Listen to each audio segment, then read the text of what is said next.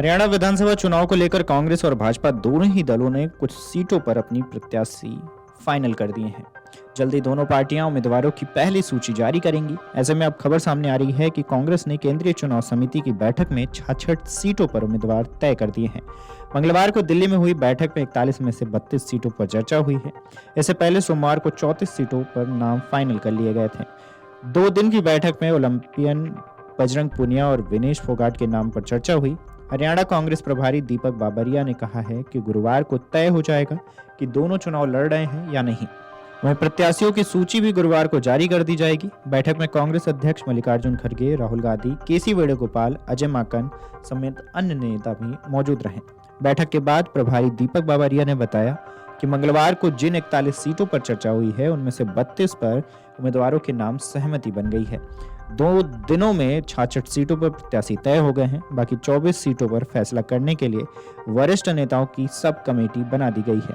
इनमें मधुसूदन मिस्त्री, अजय माकन और टीएस सिंहदेव समेत 4 लोग शामिल हैं।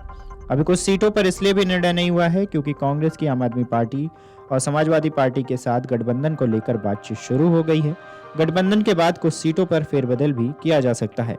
इससे दूसरी सूची में देरी हो सकती है। तो आइए आपको सुनाते हैं कि दीपक बाबरिया का ये बयान। शैलजा की सीट को लेकर भी चर्चा हुई है। सर कितनी सीटें कितनी सीटें फाइनल हो गई?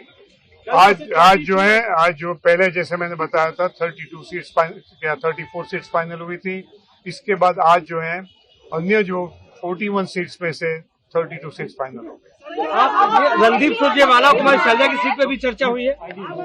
कोई सीटों में स्पेसिफिक कोई चर्चा नहीं हुई। उनकी सीटों पर जो कैंडिडेट है उसके चयन के बारे में प्रस्ताव जो है सामने रखे गए।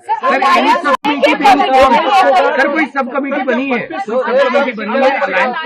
किस नामों में क्या विनेश फोगाट और बजरंग पुनिया है? कोई सब कमेटी बनी है? उसमें विनेश फोगाट या बजरंग पुनिया का नाम नहीं है। उसके बारे में भी मैं समझ रहा हूँ परसों तक कोई क्लैरिटी हो जाएगी। सर कोई सब कमेटी बनी है आपकी? बता दें कि हरियाणा में 5 अक्टूबर को विधानसभा चुनाव के लिए 90 सीटों पर वोट डाले जाएंगे। वहीं वोटों की गिनती 8 अक्टूबर को होगी। इससे पहले हरियाणा में 1 अक्टूबर को विधानसभा चुनाव होने थे, लेकिन विश्नोई महासभा ने चुनाव आयोग से तारीख को बदलने की मांग की थी। विश्नोई समाज के अनुसार गुरु जम्भेश्वर वार्षिक उत्सव है।